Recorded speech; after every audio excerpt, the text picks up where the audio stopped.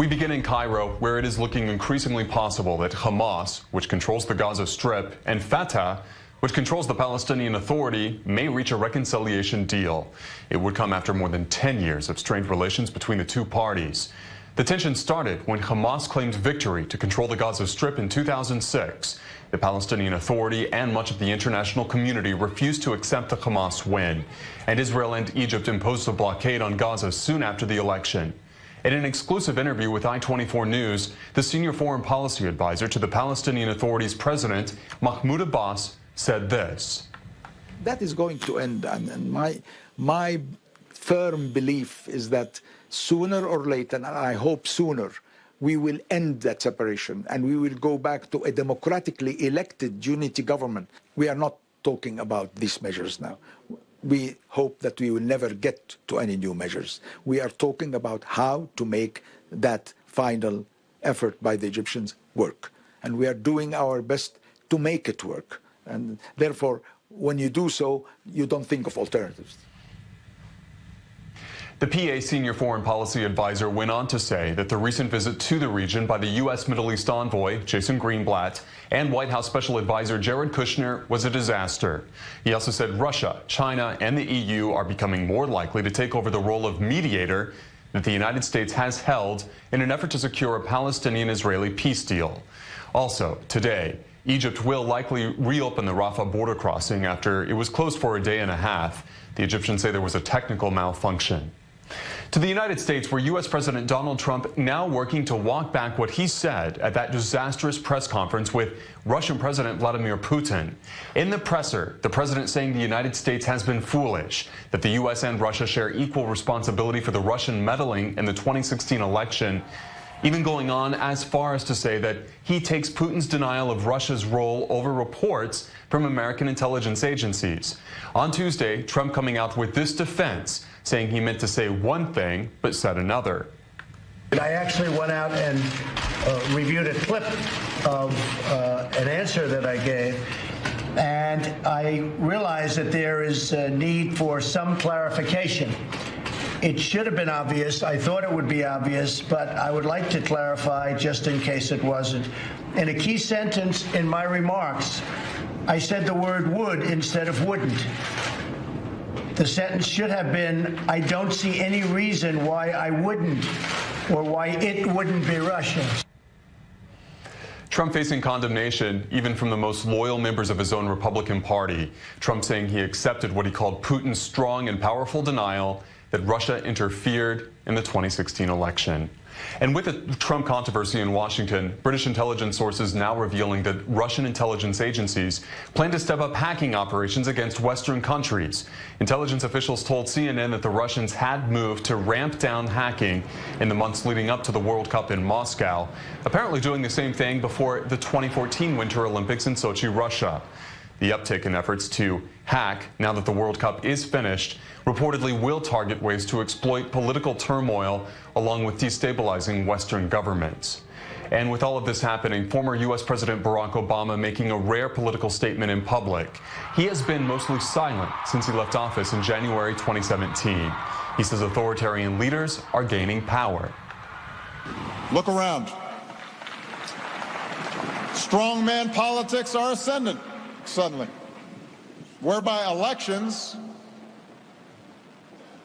and some pretense of democracy are maintained, the form of it, but those in power seek to undermine every institution or norm that gives democracy meaning. Obama also tackling an increasing acceptance of lies, warning that some people just make stuff up, his words, and that they keep on lying even after they've been caught. Israel's parliament has passed the so-called Breaking the Silence Law, which is named after a prominent Israeli group that opposes Israel's control of the West Bank. The new legislation aims to stop the group from entering schools and meeting with students. Our diplomatic correspondent Ellie Hockenberg brings us more on what right-wingers are hailing an end to anti-Israel propaganda, while left-wingers are calling it a threat to Israeli democracy.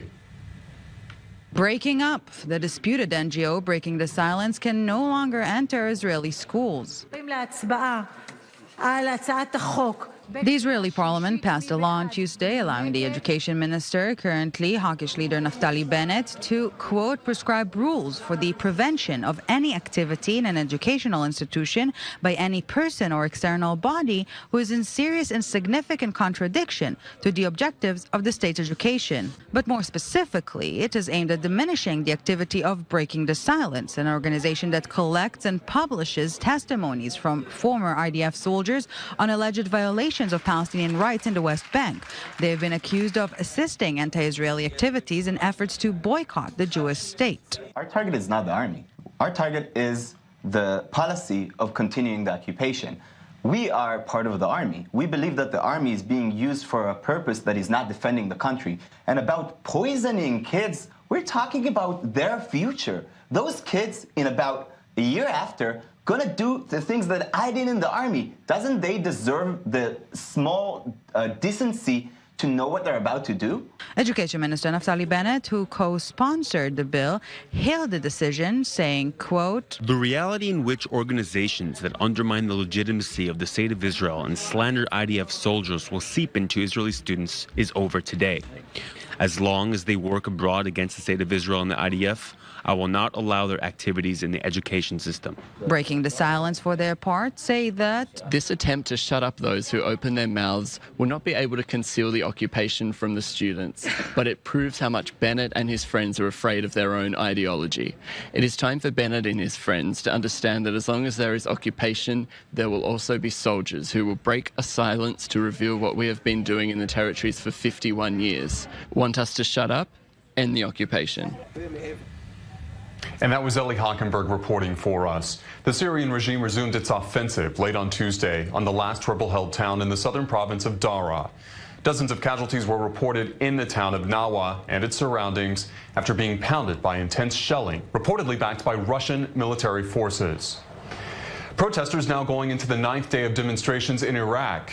They have attacked government buildings, political party offices, even storming the international airport in Najaf. All of this happening as Iraqi Prime Minister Haider al-Abadi campaigns for a second term in office. On Tuesday, he told demonstrators that his government will fight corruption and improve services. We are listening to all the segments of the Iraqi people on services and the suffering of the people and the need to allocate enough money for service projects, including water and electricity, and finding jobs for young people. Many in Iraq are upset at how the country's oil wealth is being handled. They say foreign laborers working in the country are robbing Iraqis of opportunity. Japan and the European Union have agreed to the largest free trade agreement in history. It'll do away with nearly all of the tariffs on products and create a market with more than 600 million people. Japan also agreed for the first time to comply with international car standards. The agreement stands in stark contrast with the U.S. move to walk away from free trade. The deal, signed in Tokyo between Japanese Prime Minister Shinzo Abe and 2 representatives from the European Union. There are currently rising concerns about protectionism globally. Within this context, I believe it is extremely meaningful that Japan and the EU are sending a message to the world about the importance of free and fair trade. Together, we are making, by signing this agreement, a statement about the future of free and fair trade. We are showing that we are stronger and better off when we work together. Next on I-24 News, we're talking Trump. What was it all about? The press conference with Vladimir Putin. And does Trump's explanation for one thing he said make sense? And Hamas and Fatah may be moving closer to mending their differences. Will it happen, or is it just talk? Stay tuned.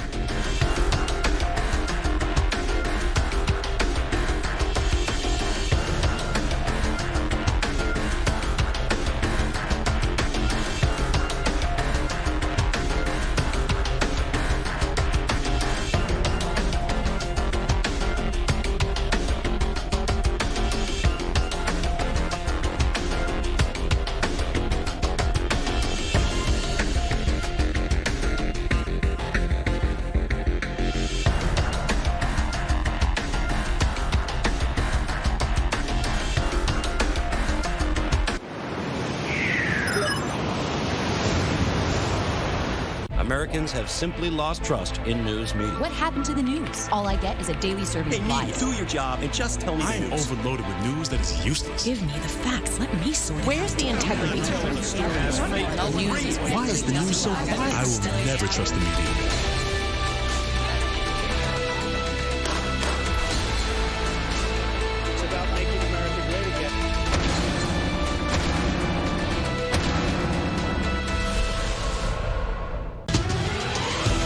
Go beyond the headlines every day on I-24 News.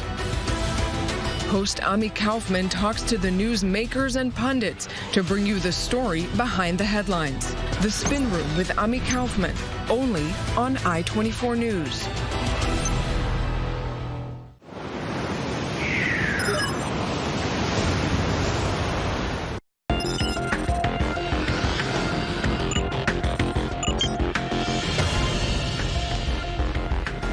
Welcome back. You're watching I-24 News. We're going to talk more about the possible reconciliation between Fatah, which controls the Palestinian Authority, and Hamas, which controls the Gaza Strip.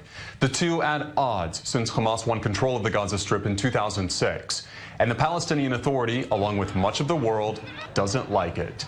The PA withholding money from Gaza, refusing to pay for electricity into the Strip, cutting government salaries to Hamas members, and in general putting pressure on Hamas to cede control. But will that ever happen? Here to weigh in, political analyst Amir Oren and I-24 Middle East correspondent Emily Rose. Emily, start at the beginning. Why do Hamas and Fatah hate each other so much? Well, one very big point of disconnect between these two bodies, and I have to say this has to come up right now in the reconciliation talks, is that the PA is pushing for security control of the Gaza Strip. And I think what we've seen over the past few weeks and perhaps months, even with this March of Return, is that Hamas is trying to prove that it can maintain security control over the Gaza Strip and rule the roost there. And it might be giving the PA sort of a message that says, we're in control here, we don't need you to have the keys to the car, but the PA insists that that's one of the basic elements of that deal. Amir, is that message successful? Well, it doesn't seem so. It doesn't come through because the PA and Fatah are secular and national in outlook. And Hamas is religious first and foremost. And it is trying to hold the flame of resistance against Israel, while the PA is in cahoots with Israel. The Oslo agreements created the Palestinian Authority, which Hamas refuses to recognize to this day. And so there is barely any point in which they can converge. Of course, nothing is impossible in politics, and they may find some way to paper over their disagreements, especially since everybody is waiting for President Trump to come out with his peace deal. So in order for Mahmoud Abbas to be able to represent the entire Palestinian people, he must be able to say that he is not only the leader of the West Bank, but can also speak for Gaza. So for a temporary truce, this is possible, but deep down, divisions are improbable, if not impossible, to breach. Do you think they're really actually waiting for the U.S. peace plan? Because listen, the Palestinian Authority has been very clear that it does not consider the U.S. to be an impartial broker of peace. They're the ones who are pushing back on all of this. So why would they be even concerned, let alone anticipating the possible U.S. peace deal? Because of the blame game. Nobody wants to be blamed by the U.S. for being the first to refuse to consider this deal. Of course, down the road, they will find ways to torpedo it or to shy away from it. But once the deal is on the table, the Palestinians want Israel to be the first, and Israel will say, we have no preconditions, but first you have to do this and that, in order for the Palestinians to say, well, in that case, we are rejecting the Trump proposal. So in order to prepare for that eventuality, Abbas and Yahya Sinwar, the Hamas leader in Gaza, want to show a united front. Okay, Emily, we've been talking about reconciliation now for ages. Anything different this time? I think that over the course of the past, since the beginning of the March of the Return, what we've seen is the raising of the profile of Hamas we're talking again about the situation in Gaza and the humanitarian situation in Gaza. One very important point I think to make here is that Abbas himself maintains a lot of his legitimacy as the speaker and the spokesman and the representative of all of the Palestinian people. There's a very strong Palestinian diaspora outside of the Palestinian territories, and Palestinian supporters all across the world, even financially, very much in Europe. The Palestinian Authority receives a lot of fiscal support from Europe, and it doesn't look good for him when he isn't the spokesman for all of the Palestinian people, and there are deep divides. So what we've seen is a belittling of his legitimacy, perhaps on that podium, and at the same time, the rising of the profile of Hamas, in that it's pigging back on this worsening humanitarian crisis in the Gaza Strip, legitimately so. It just seems like with the increase in profile of Hamas, it might actually become more difficult to have a reconciliation agreement. I want to drop the topic there because we have something else to talk about, and that is the fiasco in the United States. President Trump going easy on Vladimir Putin while going hard on America's own intelligence agencies. President Trump throughout the press conference with Vladimir Putin refusing to put any blame on Russia for election meddling, at the same time calling out the U.S., saying it played an equal role in election tampering and even saying that America had been foolish. Trump explaining himself Tuesday, saying that he meant to say, quote, "I don't see any reason why it wouldn't be Russia in connection to election meddling," after he originally said, "I don't see any reason why it would be." Amir, really? Brings to mind Bill Clinton, and you know, it all depends on what the definition of is. Yeah, but let's talk about today, because this is really like the dog ate my homework. Yeah, right. And what we see here are the cross currents of personal and national problems. For Donald Trump, the problem is legitimacy. He has been trying for almost 2 years to combat the impression that he won the elections of 2016, at least partly thanks to Russian meddling. So for him, it is very important to deny it. Now, this, of course, runs against the evidence of his own intelligence agencies. But by undermining those intelligence agencies, he is undercutting his legitimacy from another side. And you know what? He has undermined the CIA, the FBI, the U.S. Justice Department. The list goes on. But so far, he's only had compliments for Vladimir Putin.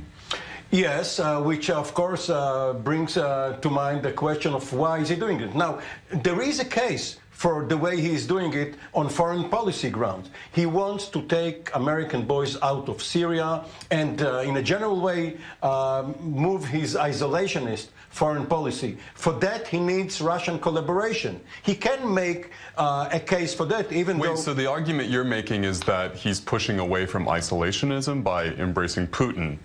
Because if he wants to divide the world, and he kept saying the two of us control 90% of the nuclear arsenal. If he wants to have Putin's cooperation, he should give Putin his own sphere of influence in Ukraine, in Crimea, for instance, and in Syria, because this would serve Trump's own agenda. But the way he goes about it undermines the most hallowed institutions of American democracy, such as the rule of law, and of the American government, such as the CIA and FBI. And you have a lot of Republicans coming out criticizing the way he's handled this. Indeed. Amir Oren, Emily Rose, thank you for that.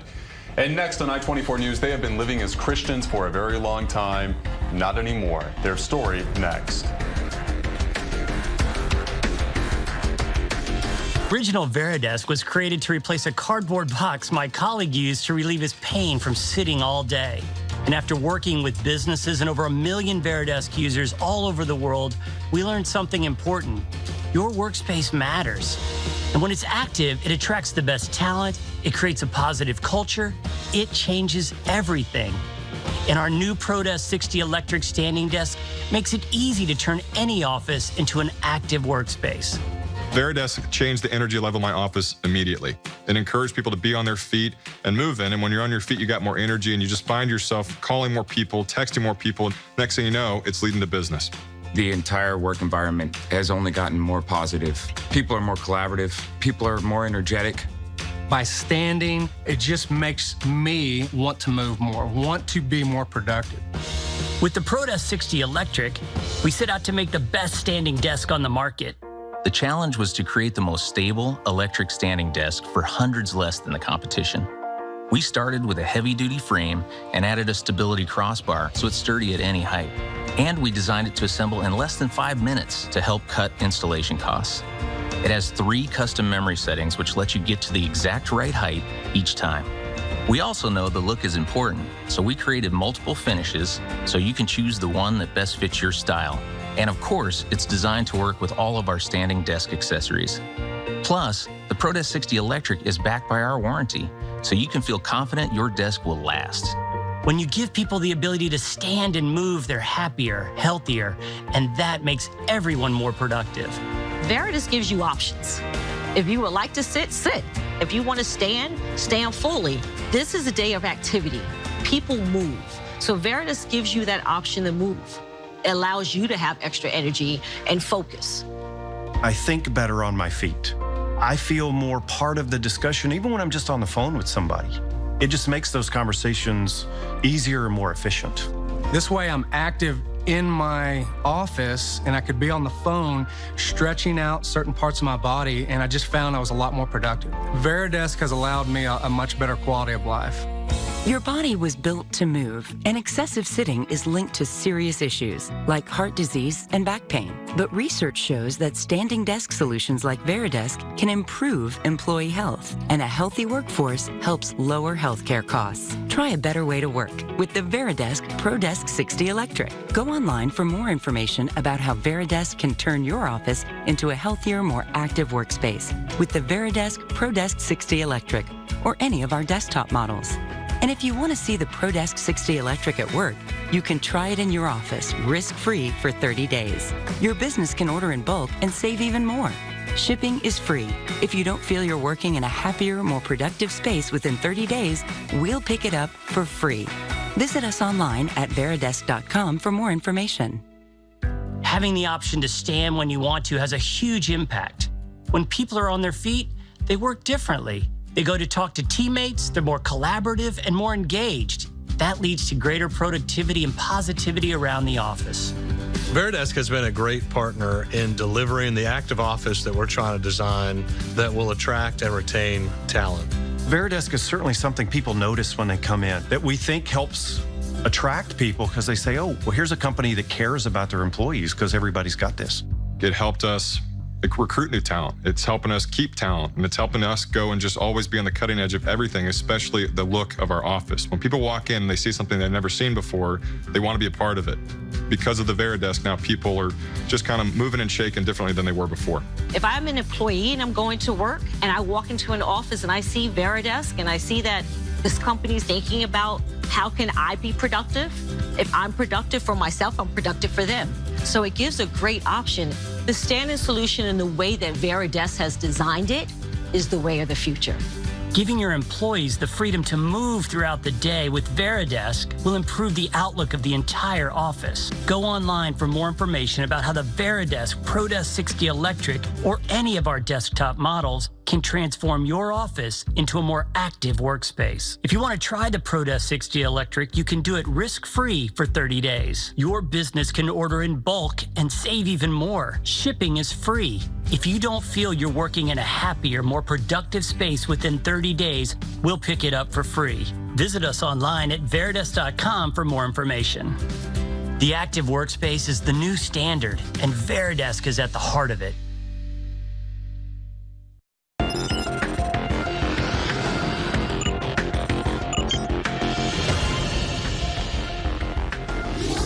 Welcome back. You're watching I-24 News. From Colombia and Peru through Mexico and the American Southwest, there was a fascinating and complicated phenomenon taking place among Jewish people who had been living as Catholics and Christians for most of their lives.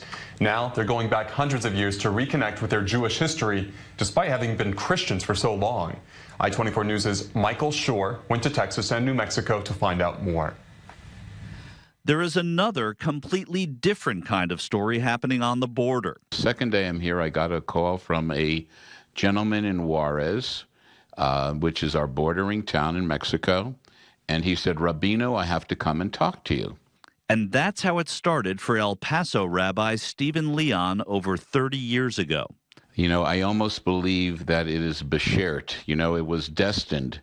The man told Leon of how his late grandmother would secretly light candles on Friday nights. He asked his priest about this. The priest said to him, I know why your grandmother was lighting candles on Friday night. There are hundreds of women, Catholic women, in Mexico lighting candles Friday night. But out of respect to the Jewish religion, you should go see a rabbi. This was Rabbi Leon's introduction to the crypto-Jews, or conversos, descendants of the Spanish Inquisition known collectively as the B'nai Anusim. They were forced to do something against their will, to give up their Judaism to save their lives. Leon penned a memoir, The Third Commandment and the Return of the Anusim. This isn't only happening on the border. Ron Hart is a cultural anthropologist in Santa Fe, New Mexico. When I first started hearing about this, my first reaction was, no way. It's impossible. New Mexico is certainly not the first place you would think to come to tell a story about Judaism, but the story of crypto-Jews, descendants of those Jews who were banished from Spain and Portugal during the Inquisition, cannot be told without first visiting Santa Fe. There is a passion and a big part of it's identity. You know, it's claiming that piece of identity that was lost. There's no cookie cutter way to finding your way back to your Jewish roots. But, you know, it's just been something that I feel is a personal thing for everyone. And with that comes some difficulties. I felt I had to hide this for many, many years simply because of my identity, never being able to light my candles on Friday night, to put my mezuzah outside the doorpost of my home. These are people who have been, for 500 years, have been practicing secrecy. And it has become a culture of secrecy in a way. It's such a contradiction. Inside they're believing they're Jewish, and outside they have these adornments that are all so Catholic, so Christian. Right. As a part of the conflict that people lived. It's a conflict that El Paso converso Blanca Carrasco knows well. Once we decided, Jesus, we don't believe he's God. This is not our place. Vámonos. Enter Rabbi Leon. Thank God, Rabbi was here waiting for us with open arms, and we did a whole year of teachings with him and our conversion. At the end, I tell them that what they're really doing is returning to a faith that was taken from them. That isn't always easy. The backlash was profound. I cannot tell you how that some of my immediate family members actually said, do not talk to her. She does not believe that Christ is the Christ. A friend of mine told me that I was going to hell. And I said to him, okay, that's fine, I don't believe in hell. Even the synagogues present challenges. Not every synagogue is welcoming to someone who has been practicing Christianity for so many years. When people were unable to get help from the local Jewish community, people have set up what I would call rogue synagogues. Amid these obstacles, Rabbi Leon still finds only optimism. The return of the B'nai Anusim would probably bring more than 100 million people back to Judaism. That would change the Jewish world, the world of Israel, and the world at large forever and ever. Michael Schur, I-24 News, Santa Fe, New Mexico. Now we know. Michael, thank you. You're watching I-24 News. Have a good day.